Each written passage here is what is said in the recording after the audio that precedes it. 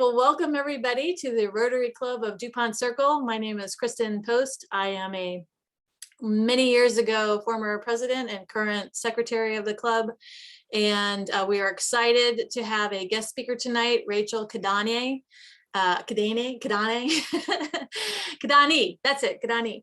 And so we are going to be hearing from her a little bit later, but we do usually kick off the meeting with a few ritualistic flourishes, which includes Austin's going to read us the mission statement, although he's just okay. I sure am. I'm here. I just didn't want to eat in front of everybody. All right. We use our professional diversity and international perspective to serve our community, both local and global, in concrete ways through hard work, innovation, and creativity. The synergy of the club lets us have a higher impact on the world than possible as an individual, while enriching us through fellowship.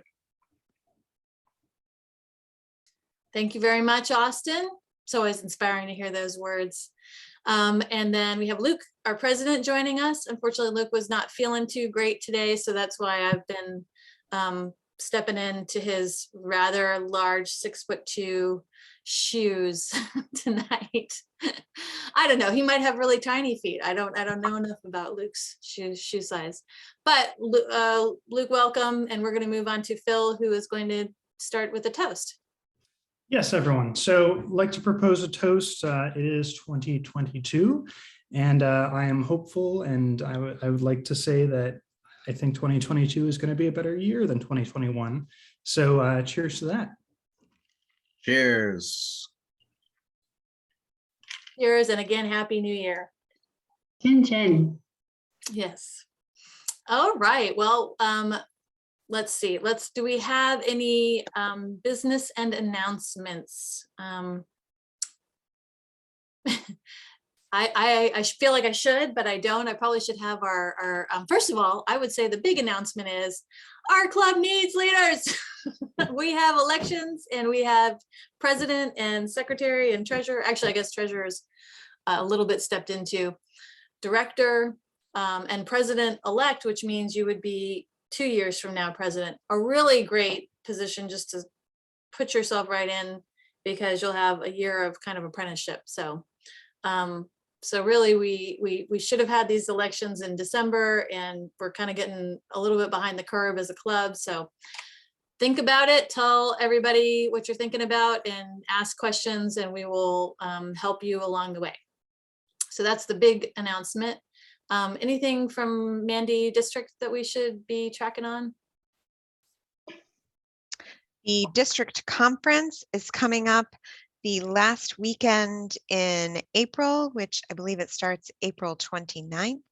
It will be at Turf Valley Resort in Ellicott City, which says resort. It's not really the kind of resort that you're thinking of. It's a great golf club. They have a nice pool, cute little restaurant, not the Shangri-La. And fountain kind of resort. But it's a really nice place. And so district conference April 29th to May 1st. And then we have the pre-pets coming up on January 29th and February 5th, and Chesapeake Pets in Chantilly, Virginia on March 5th. And Rachel, because I just spoke in acronyms, I'm going to explain to you that PETS means President-elect Training Seminar. I was actually just complaining yesterday that people in Rotary speak in acronyms too much. Oh, thank you. Then I did it myself.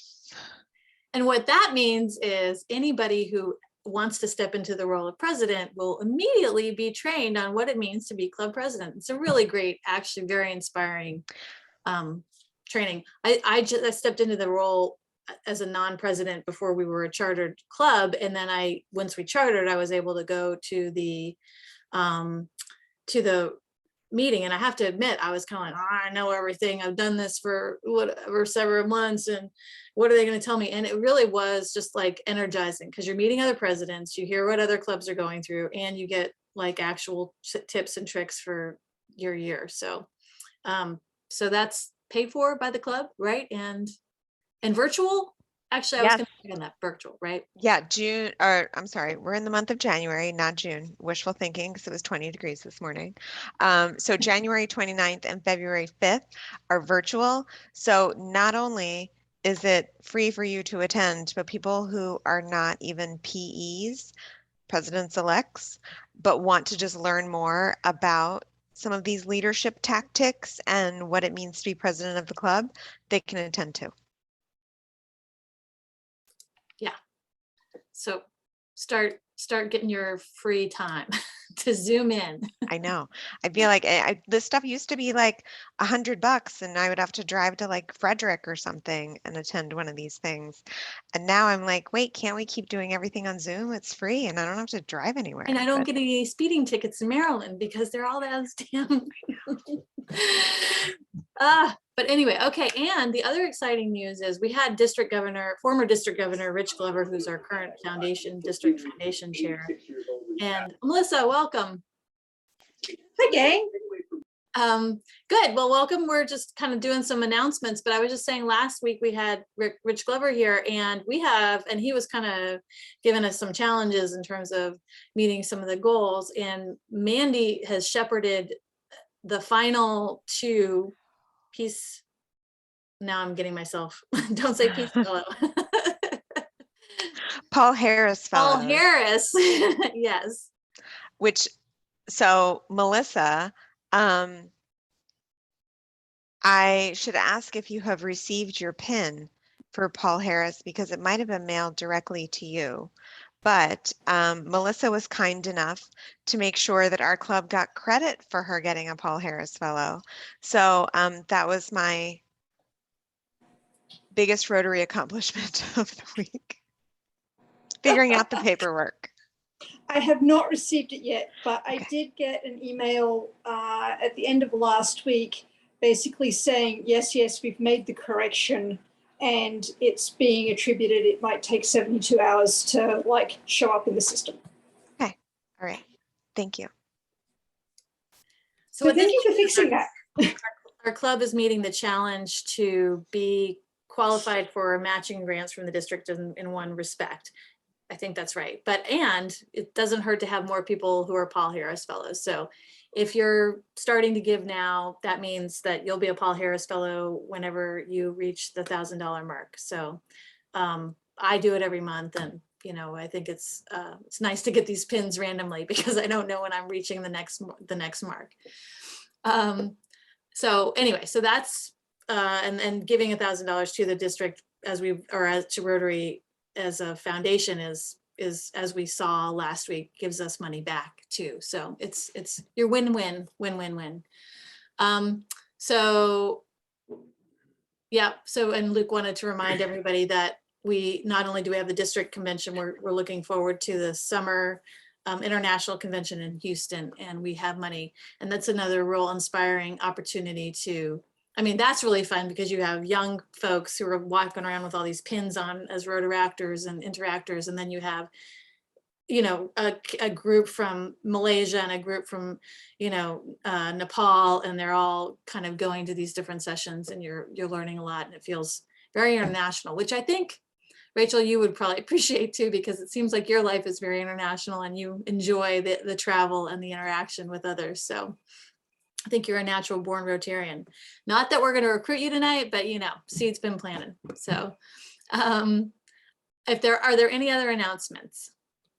I just want to remind everyone, this is January 17th. We have a volunteer event with the Anacostia River Keepers. It's a river cleanup event down at Anacostia Park, and it's not far from my house. So if you want to come over for beers after, I'd love to have you. You can meet my dog Spirit, have cuddles. And the registration's on the website through Eventbrite. It's super low key. You all know Trey. He's come to speak with us a couple of times, and going to his events are fun. And I made a new friend last time I went and did the cleanup, Grace, and she's a neighbor down the street, and she sent me to her housewarming party, and she's hopefully going to be there. So bring a friend, and we'll do an outdoor event. And we can wear our masks if that's, if you're more comfortable that way. We can have a safe volunteering event, and it's just about a week away. Some of us get a long weekend next week. So come play with me. Love to see you there. Thanks. Yeah, I have to say MLK Day has snuck up on me. I'm like, woohoo! Friday is gonna be amazing. The first day of 3 days.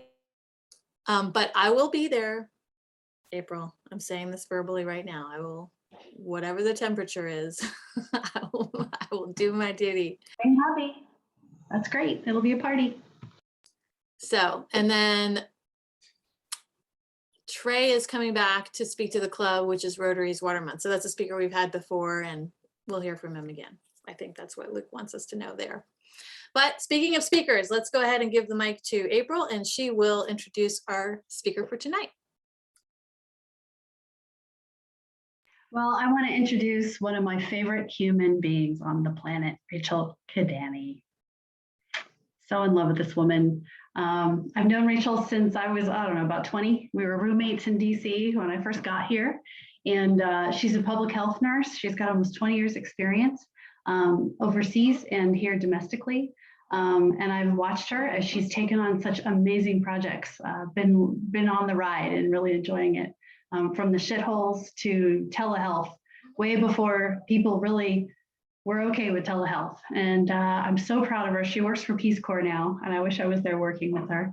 But her passions include tuberculosis and malaria control, health education, and health equity. And she's got a lot to say about tuberculosis and malaria and all sorts of tropical diseases and such.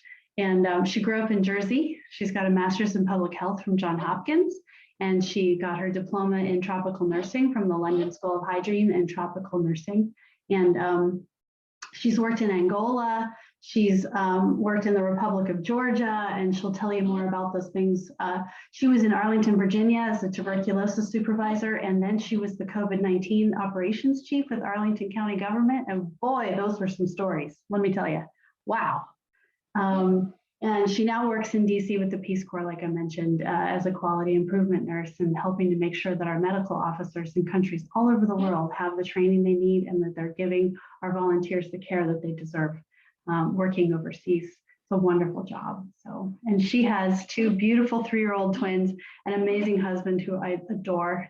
And she just lives up the road here. And I'm just so glad that she was able to take the time to come speak with us. And I know we're going to learn a lot from her. So welcome, Rachel.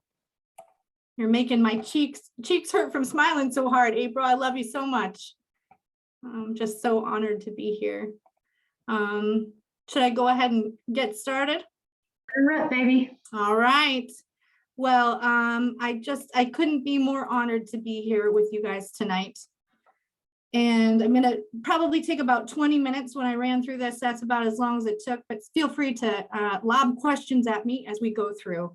And I'm going to try to really make this interesting. At face value, I know that TV doesn't sound particularly interesting, but I've come to really fall in love with it. And so I'm excited to have the map for a minute to share with you what's lovable about TB. Before I go too far, though, I want to let you know that I am not here in any kind of official capacity, even though I do work for the Gov.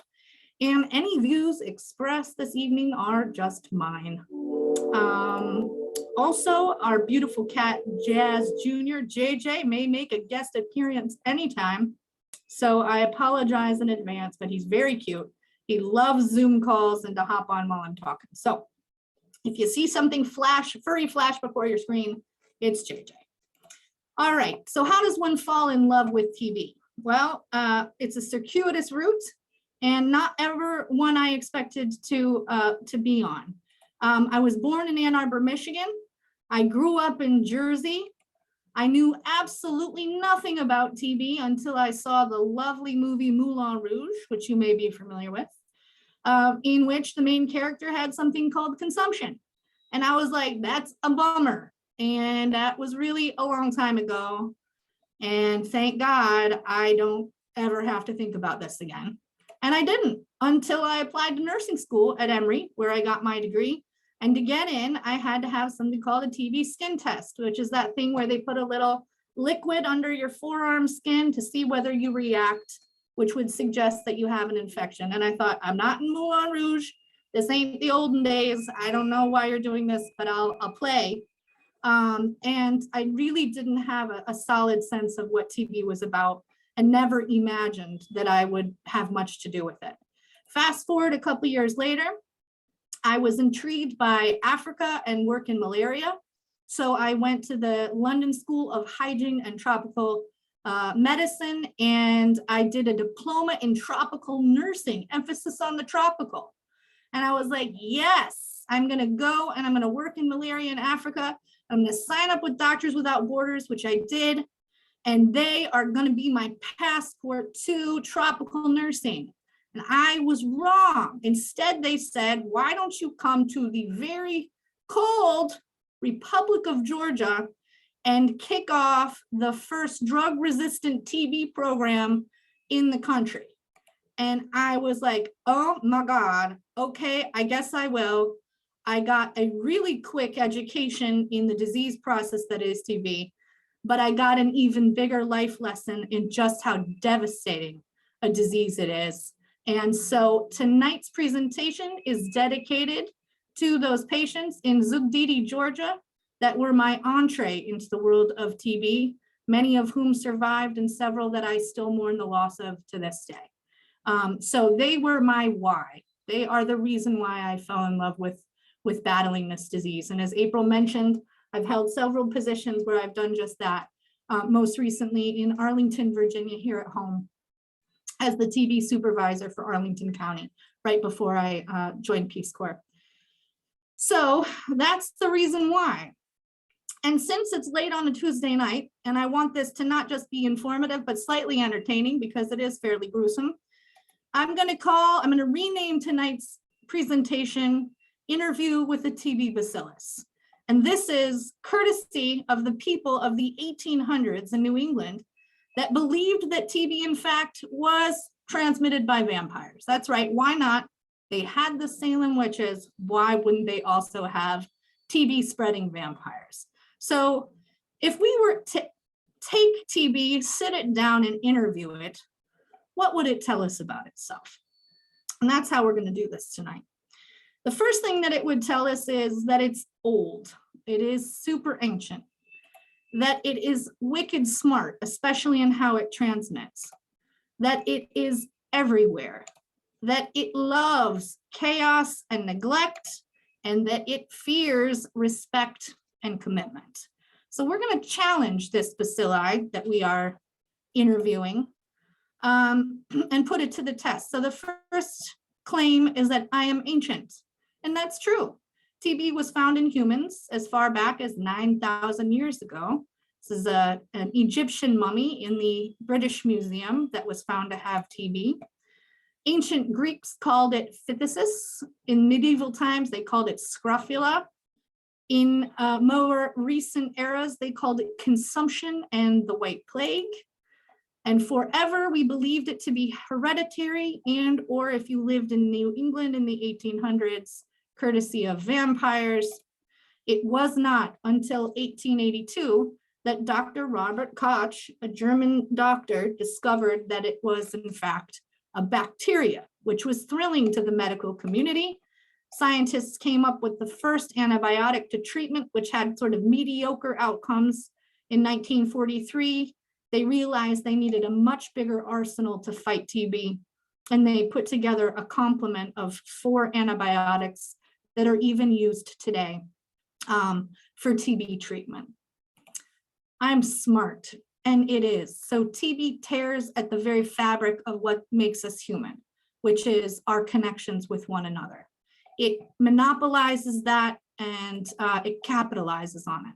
So it is transmitted by the people closest to you in a way that is hard to avoid. That is right, it's through the air. So it's spread from person to person, when people laugh, when people talk, when people sing, all the things that we do that connect us. And it really thrives off of duration, proximity, and frequency. So the longer you're around it, the closer you are to it, the more common it's in your direct environment, the more likely it is to catch it, or rather for you to catch it. But I would say this to our staff in Arlington, and I'll say it tonight too. which is just because you're around it, and if it's not for long enough or close enough or frequently enough, it doesn't mean that you're going to get it, even if you were exposed. So I'm going to do a little TB 101 here. It won't be too long, but I do want to give you a good sense of what TB is about. So let's talk about what would happen if you got exposed to TB. One of two things: you either become infected or you don't.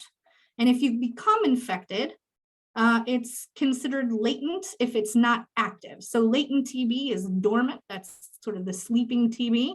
And active TB is the kind that makes you sick. And if you have the kind that makes you sick, it can be infectious. And if that means that it's in your respiratory tract, because think of that picture you just saw where people are talking to each other and spreading that bacteria. Or non-infectious means it's locked somewhere else in your body. I have seen TB in the most random of spots, in people's eyeballs, in synovial fluid in someone's knee, in spines, in endometrial tissue. TB gets around. Yes, it does. And then obviously the type of TB that you have will dictate the type of treatment that you get for it. So drug sensitive, that's the 1966 complement of 4, would get, if you had sort of sensitive TB, you would get those antibiotics. And the more resistant you are, the more drugs you need, the longer it takes to treat you, and the poorer your outcome is. Again, I can't see you, so holler at me if you have questions. Otherwise, I'll keep trucking. A little bit more about latent and active. So it's important for you to know that if you have latent TB or sleeping TB, you cannot give it to others. There aren't any symptoms, and it's totally treatable. And treatments take anywhere between 3 months to 9 months, depending on the type of treatment used. And billions of humans have gone to their graves infected and never activated. So in a person's lifetime, if they are infected with the latent TB, the sleeping TB, they only have a 5 to 10% risk of breaking down if they've got a good, strong immune system. So think about the billions of people. Right now in the world, there are about 11 million people infected with TB walking around.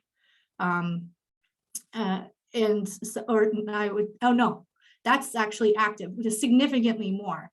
Walking around with infection, not active TB disease. And so, not a lot of those people are actually going to break down. But that risk does get higher if they have underlying health issues. So the minute that you are diabetic or you have untreated HIV or AIDS, your risk of having your sleeping TB wake up gets significantly higher. The bottom line is that TB loves a compromised immune system. And then once it's activated, if it's in the respiratory tract, you can give it to others. Usually it's symptomatic by the time anybody knows what's happening. That's what drives them to care. And if it doesn't start in the lungs, it can travel there. It may start in the spine, but it can grow, and if untreated, it can become respiratory. And treatment of sensitive TB can be between 9 to 12 months long. And for drug resistant, like the type I was caring for in the Republic of Georgia, can be up to 2 grueling years. Okay, the next assertion that our interviewee made was that I am everywhere. So in the World Health Organization says that in 2020, there were 10 million cases of active TB disease worldwide. Of those, 1.1 million are children and 1.5 million died from the disease. And if we look at that on a map, you can see the darker blue it is, the higher the TB disease burden, the higher the incidence. So you can see that Southern Africa, Southeast Asia, really plagued by TB, parts of Europe. And in 2020, WHO said that there were 8 countries that accounted for 2/3 of all new TB cases: India, China, Indonesia, Philippines, Pakistan, Nigeria, Bangladesh, and South Africa. So how does the US measure up? Well, we're pretty low, thankfully. Our case rate's only 2.2. We had in 2020 7,174 cases, of which 72% were foreign born. And that's not just because TB flies, which it does, because people fly, but also because people can be from high burden countries and live in the US for years with sleeping or latent TB, have a change in their baseline of their health, like become diabetic, and have suddenly a raging active TB disease that was unexpected because they were unaware that they were infected. So it's not just in new arrivals, it's also people from high burden countries that have been here for really long stretches of time. But if we looked at the top 3 states with the heaviest burdens, interestingly, it's Alaska, Hawaii, and California. And in our area, it pretty much mirrors the national rate at 2.2 per 100,000 people. Maryland with only 147 cases last year, DC 19, Virginia 168, and you can see that those rates are pretty low. So that's good news. Okay, I thrive in chaos and neglect. True story. Poverty, insecurity, whether it's civil strife, warfare, migrant populations, poor health infrastructures, crowded living conditions, limited access to care, misperceptions and stigma. TB thrives in these environments. If you look at the 8 countries that were accounting for the 2/3 of new cases, just in terms of population density alone, we really start to get the picture. Crowded living conditions, so intensely populated areas like China, India, other places that may have, disruptions because of civil insecurity or civil strife, and then areas with limited access to care. So that's for sure. And I definitely saw that in my personal experience in the Republic of Georgia. So I'll use that as a case example of this sort of chaos and neglect theory here. And I'll start by just telling you a minute about the history of Georgia here, which is TB in Georgia. Georgia was dragged into the Soviet Union in 1922, kicking and screaming. Interestingly, Stalin was a Georgian, and Georgia was really seen by the Soviet leaders as their playground. It was a beautiful, pristine country that the leaders during USSR would frequent for rest and relaxation. So it was a tourist destination. Fast forward to the crumbling of the Soviet Union and Georgia declaring its independence in 1991, and then tail spinning into civil war for several years following that. So their civil war lasted until 94, and it was considered a humanitarian crisis that had very serious economic, social, and political consequences. So you can imagine being a person that is either in the midst of their tuberculosis treatment or seeking care, having great interruptions in that, either not being able to get to it because of displacement or issues with crumbling infrastructure, not being able to get your medications in a timely way. So if we think again about what feeds the chaos and the neglect, Georgia definitely fit the bill. And it was reflected in their TB numbers. So you can see that their rates, we looked at ours, the 2.2 as a nation, they were up near the 300s. And they really stayed that way through the 90s. And it wasn't until they started to stabilize and they invited agencies like Doctors Without Borders and others in to really help them get a grasp on their TB situation. And unfortunately, by that point, so much damage had been done that they had a major surge in the drug-resistant type of TB because this smart bacteria learns the medications, and if you mess with it, it gets smarter. If you don't finish your treatment, it gets smarter, and so it can become resistant, and you can actually transmit that resistant strain, if you will, to other people. So you don't even have to have regular TB or sensitive TB become drug resistant. you can be infected with a drug-resistant type right off the bat. So Doctors Without Borders, I went there in 2006, and our mandate was to set up this hospital. And it was a hospital that was run for the first time by the government of Georgia. And we worked hand in hand with very capable, well-trained doctors from the Republic of Georgia, and invited our first drug-resistant patients to join us. We broke the cycle. That was our objective, to stop the transmission cycle. We did that by isolating them. We did that by tracing TB in their families to see whether or not, testing their families to see whether or not they were infected with drug resistance, by giving them really good quality medication, trustworthy from trusted sources, and making sure that they finished their treatment. And I will tell you that it was hell for them. This was a treatment that required the number of pills in the injection that you see in this person's hand here. We would inject them every day, 6 days a week. They would take these pills, which were their TB pills, plus more to manage their side effects. And we had to treat them for up to 2 years. And they would frequently tell us that they felt like we were killing them because we were taking them as close to death as they were going to get with these sort of medications. And that oftentimes they wanted to quit their treatment because that's how grueling it was then. And so we had very hard heart-to-heart conversations, like, what is keeping you alive today, and why, and what do you love? What's keeping you here? Many of them were soldiers that had fought on the front lines. Many of them had seen death and loss. And we had to remind them that while that was true, that they were in the fight of their lives right here, right now. That this was a war that was going on inside them, and we had to see them through. So all in all, we had pretty great outcomes. They aren't out of the woods. Georgia still has a fair amount of drug-resistant TB, but it's certainly improved. All right.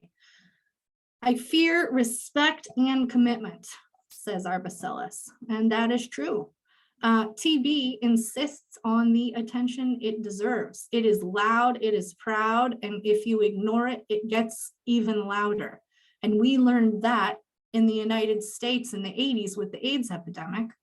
We had been doing a pretty good job, if you can see on the chart on the right here, of curtailing TB. And in so doing, we also started to roll back funding in support of public health programs that fought TB or managed TB. And then we got bit by it, if you will, because we were caught by an epidemic that directly attacked people's immune function. And TB loves that, and it flourishes. So we were caught off guard as a country and started having to reconsider how we fight TB and the funding that we have to commit to it. So really what it takes is a level of commitment that is boots on the ground's public health initiatives, right? So case finding, looking for active TB cases, and then managing them, contact tracing, and outreach. I do want to say a little bit something about the TB vaccine called BCG, and I won't bother trying to say the whole name because I'll slaughter it. But it is something that's available in high burden countries. If you think back to that map with the dark blue, those are considered high burden countries. And that is where you'll find the BCG vaccine, although it is in some developed countries as well. But it really is thought to be a TB lessener. It's not that great. I think the FDA said it could have anywhere between 0 to 80% efficacy, which is why the FDA will not approve it for use in the United States. Also, we aren't heavily burdened like other countries. But a frequent misconception that people have in the United States coming from places where they had this vaccine is that it stops them from ever getting active TB disease, and that's just not true. The only thing that it does is really help prevent the worst kind of TB in children. And so talk about myth and misinformation, that's a big thing that we need to tackle in the States, is really understanding what the vaccine does and does not do. And we need to do more R&D, more research and development in getting better vaccines. We can do better. We know we can. And incentives and encouragement and humanity, and that's really towards those that have TB. And having worked with the folks that I have over the years, there has been so much reluctance to get treatment and people fearing for being stigmatized. And so people avoiding seeking care. They need good incentives to stay in care, because when you're isolated, you can't bring home the bacon. You're not even allowed to interact with your family members, much like many of us have seen in the recent COVID days, right? For all of us in the world, you're isolated from your family, but for a much longer period, because you have to prove that you're not infectious anymore through a battery of tests before you can be released. So people that are getting treatment need incentives, they need encouragement, and they need people to treat them with humanity, with compassion. And last, of course, but not least, it needs money. And we can't forget that. And we have to be prepared, especially in times of unrest and upheaval, not just in terms of civil war and strife, but in the face of viral foes like COVID right now. And so the latest in the world is that those that are dedicated to fighting TB around the globe are terrified of what's to come, because places like the UN say that 12 months of COVID have sort of dragged us back 12 years in progress. That was even echoed by the head of the World Health Organization's TB program. So not to be doomsday-y, but we'll see what happens with the TB numbers as we go.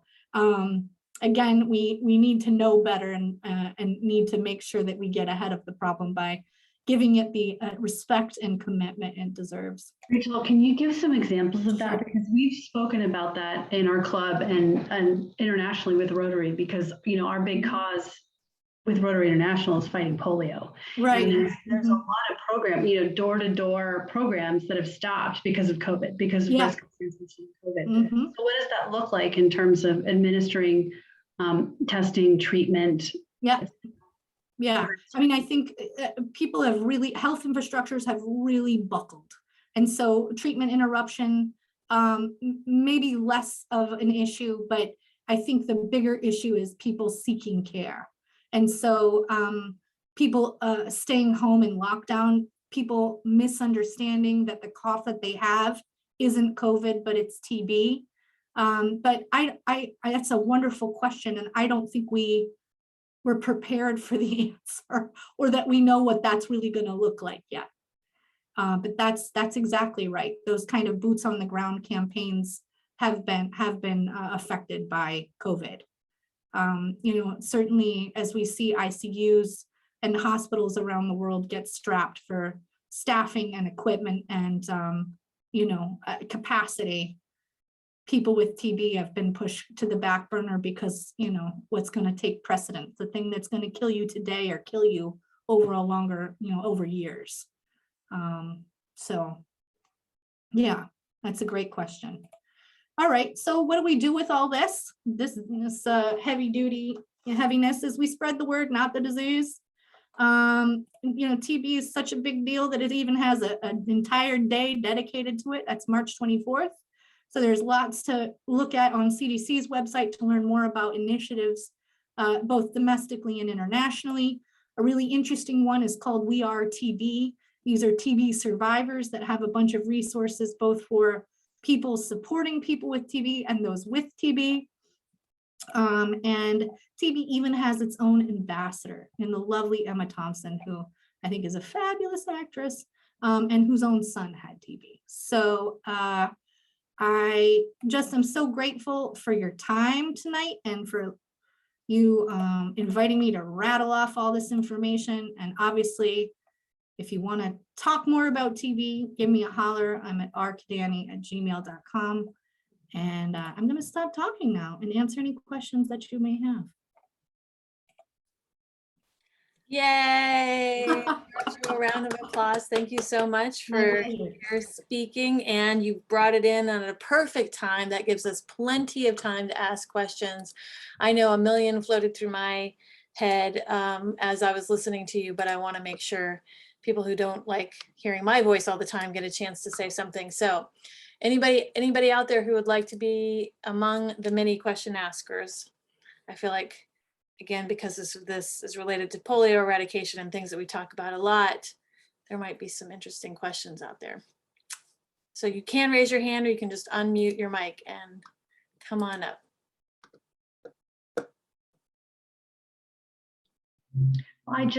Rachel, I'd like to hear a little bit about what was your experience working TB in Arlington County versus the Republic of Georgia? Oh, thank you. I would love to speak to that. Yeah.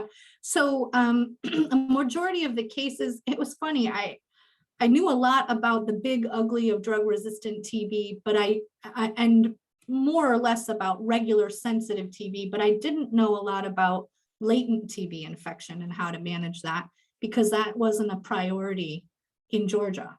So they did not go around giving out people, giving treatment out to people for latent infection. They did not have the capacity to do that unless they were in a household and they were symptomatic and they were worried about active TB disease. They just went undetected and undealt with. So it was a big learning curve for me to learn about how to manage the sleeping kind, which is obviously the best time to kill it. And so that's one. Two, question, do you have to kill it with the same regimen of crazy drugs that you showed us in the hands of? no, that's for the resistant. Yep. So the sleeping kind, you only need 1 or 2 drugs that are fairly gentle. There's no such, they're not Tic Tacs. So obviously, even Tylenol has potential side effects. But they're compared to that handful of pills, which we were giving our drug resistant. Yeah, no, totally treatable. Best time to kill it is when it is asleep. We would describe to our kids that were taking it that it was like a sleeping lion. And, are you going to try to, tackle the sleeping lion while it's awake or while it's asleep? And they would be like, well, it's asleep. We're like, yeah, so take this medicine. Easier said than done. But yeah, I think I brought I had a very different level of respect for it and a different level of compassion for those suffering from it than I would have if I started doing that work in the States without the Republic of Georgia, if that makes sense. But in terms of disease process and disease management, it was pretty hand in hand and straightforward. So but I would imagine in Arlington County, you had people from many different places that settled here. Yeah, exactly. And treat all different types of people. Yes, that's right. Yep, and Arlington has a fairly higher rate than even the rest of Virginia, Northern Virginia in particular, because there are so many people from high burden countries. That's exactly right. Yeah, we were busy, but we were also really financed. After my my master's degree at Hopkins, I was offered 2 jobs. One was in Baltimore City, and one was at Arlington. And Baltimore City, I will tell you that in Doctors Without Borders in the Republic of Georgia, I would have been better resourced. And I then went to my interview at Arlington, and it was like going to Oz. I thought, and I was like, well, let's see. I've done the resource strapped, and I need to pay off these loans that I have from my master's. I think I'll pick Oz this time. But it is unfortunate how it varies from place to place so drastically in terms of resourcing. Because Baltimore's probably got a big burden too. I mean, you could see that Maryland had even more than Virginia. So, yeah. Rachel, Okay. thank you so much. It's incredible. I'm seeing a lot of similarities with polio as well, in that because our generations today and are not so affected with it, it doesn't get the time in the spotlight or the resources or otherwise. So I was just wondering if there's any creative ways that people who are working to battle polio, which it was the scrounge of our ancestors in many ways. I certainly know my step grandfather contracted tuberculosis in World War II in Myanmar, Burma, and was a very sick man his whole life. It had done considerable damage to his lungs. So again, I'm aware of TB, but I think if you stop the average teenager, they wouldn't have a clue. So just wondering if you could speak to that, about how you're trying to battle something which is, dare I say, not sexy. Yeah, and that's exactly right, Luke. It isn't. I didn't even find it sexy until I had to, because I was working with people that had it. I didn't have a choice. I don't know quite. I think acting it out and seeing it theatrically, gave me a little inkling. Talking about it in context in schools, but I don't have a great answer to that. What compels people to want to tackle a problem that's somebody else's? And, we've learned through COVID that someone else's problem is immediately our problem. And until we can get that across, I don't know how we get these diseases, whether it's polio or it's TB, the attention that they really deserve, because it's so easy to say, well, that's not my problem. People have to connect with it somehow. Offer us a silver bullet answer there. I guess the key thing is just working in communities, like you say, speaking to classrooms, from person to person. Thank goodness it's a number which is at this point somewhat manageable, in that you can get boots on the ground to address hotspots and stuff. But yeah, I'd be interested to hear someone from the Rotary polio team talk about TB, because I'm sure they probably cross paths in their efforts in many ways. Yeah. But Rachel, again, thank you so much. Pleasure. We don't deserve you as a society, because we're seeing it on TV right now. Thank you. Thank you, Luke. Anybody else? I'm going to take prerogative, obviously, and make this meeting go as long as I want. Oh, stop. Let's hear your questions, Kristen. I just want to say that, Mountains Beyond Mountains and Paul Farmer and, Peru and Haiti were going through my head as well as you were speaking. And, it is very distant. I'd say before COVID, I was running in public health circles, and multi-resistant bacteria, and bacteria were like the crisis that we were talking about. And then of course we get this. So my inner dialogue is kind of going through, and look at how easy COVID is relative to TB. It just makes me sad to think about, like, look, we don't even have to take regular medicine. We can go get a vaccine. We can, wear some masks, and we're fine. But I guess just a nitnoid question, now that I've been through a pandemic, is like, we talk about the loss of work with the 2 weeks possibly that somebody who is relatively healthy will bounce back. And then I think TB, first of all, you probably can't, so is nobody working who has TB? No, if you have active infectious TB, you are, by state mandate and public health law, locked down and isolated. You are not allowed to interact with others. So how does that funding, how do you support a person and a family when they're not, again, we kind of gone through this. The government sent us all checks at some point. But like, that's what we is that what Georgia has to do? Too. Yeah, that's what we do with TB patients. Yeah, we have private donors. And I'm talking domestic right now.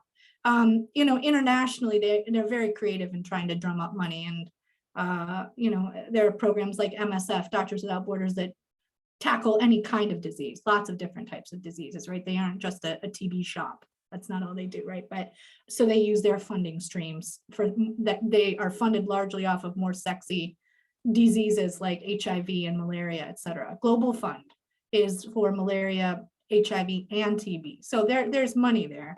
But domestically, we are reliant on our public health infrastructure to take care of people and see them through isolation.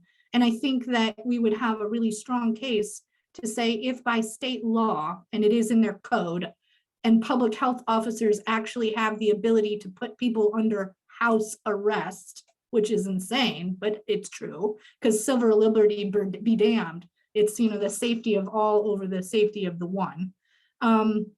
They have no resources. So when we would put people in isolation in Arlington, they would be either in their home if they could safely, and we believed, really isolate from others, or we would put them up in a motel that had outside access, like straight up old school motels, and we would bring them food. And we would be the only people that they interacted with until we could get evidence. That's through sputum. It's gross, but it's, it's the only way, which is coughing stuff up and us sending it off to a lab to prove that they were clear. I mean, one instance that breaks my heart was a guy that was about to be a new dad. And he found out 2 weeks before the baby was due to be born that he had TB. And we were so concerned that he was gonna jailbreak to go see his new baby. And we really had to play on his compassion and his heartstrings and try to find ways that he could FaceTime with his wife and the new baby and really construct creative ways to help him be successful in staying away.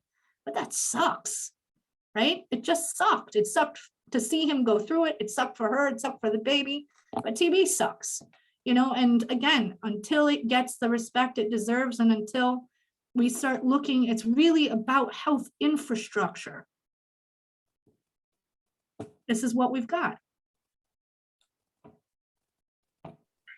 Well, thank you. Yes. Are there any other questions? Oh, thanks, Luke. And I just came through COVID. My whole house had it. Oh, Courtesy of school. Hmm. Courtesy of the babies. Yep. Even though vaxxed and boosted. So I'm with you. I'm with you. And we'll get through it.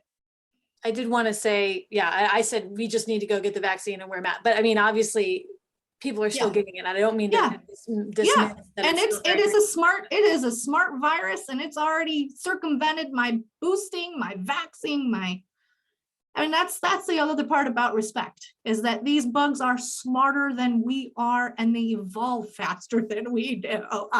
So anytime I hear the word eradication, I chuckle on the inside, because it's a very bold and somewhat naive hope, and it doesn't mean it's impossible. I mean, smallpox and largely polio, but we have to be humble when we think about how we're going to manage this, because these bugs are smart. Yeah. So I wish you a speedy recovery, friend, and I feel you. We just came through that, and daycare has never been more meaningful to me than it is right now. I was like, thank God they're back. Take them. Anyway, too much. We all wish you speedy recovery, Luke, and thanks for coming on today, despite not feeling great, and thanks for your humility. I know you're once you get it and you see what we have to deal with, it does make you much more empathetic for the immunocompromised that have a lot more concerns.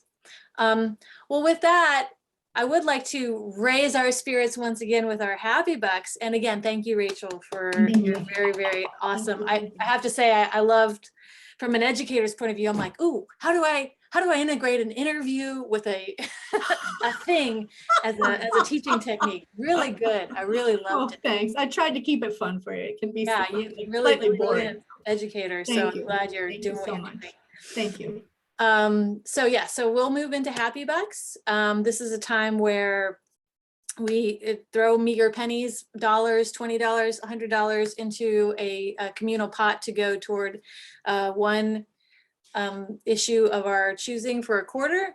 And so the club members, anybody who wants to, can start off with their highest bid. Okay, April. Throw in $50 Yay. because I fell. My worst fear living alone in my new cute home was that I would fall down my stairs, and I did that on Friday. I fell on my ass and slid all the way down, and I'm okay. I just have a bruised butt.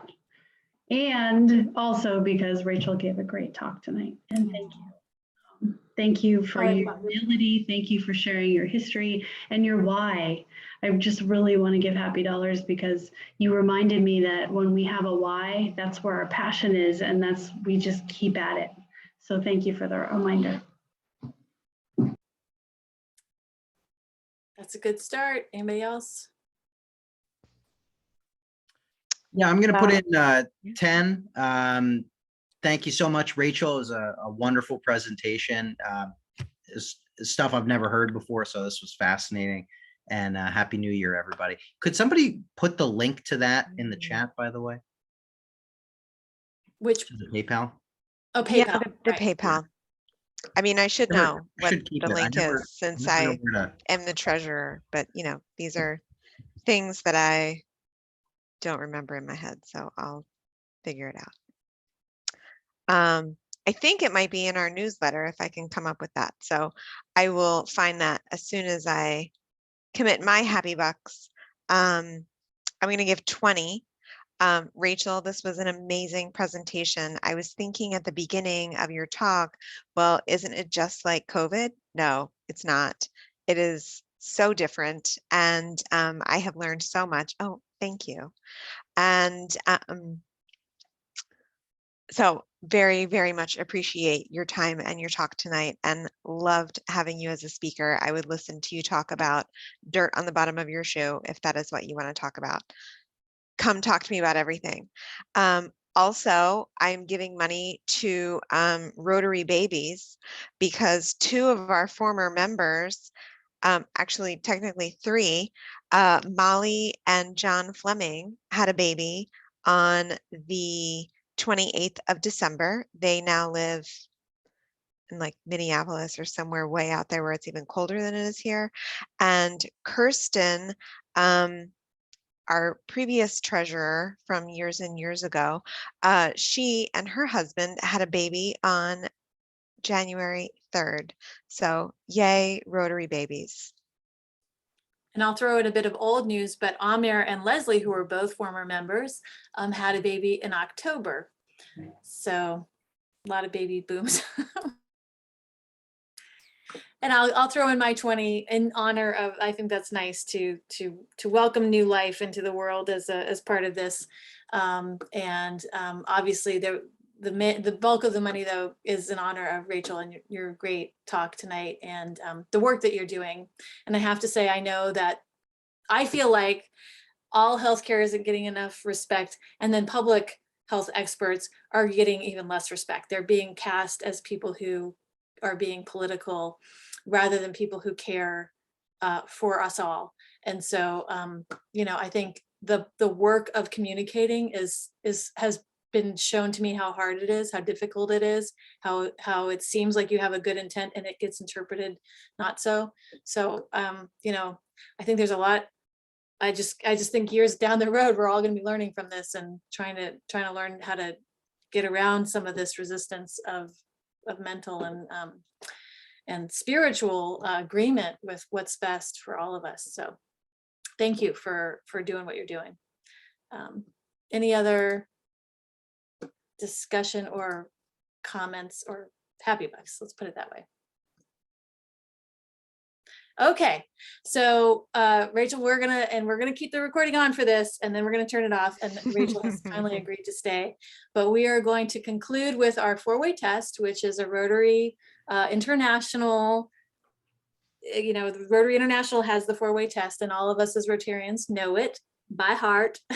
So we get to rehearse it together, recite it together right now. So, of the things we think, say, and do, is it the truth? Truth. Is it fair to all concerned? Will it build goodwill and better friendships? Will be beneficial to all all concerned. Okay. I usually try and read the lips of somebody else who's saying it and try and keep myself on pace with them. But Yeah. Gaston, you're in too much shadow. I couldn't read your lips. So Well, thanks everybody for attending. Austin, do you mind turning off the Yep. recording?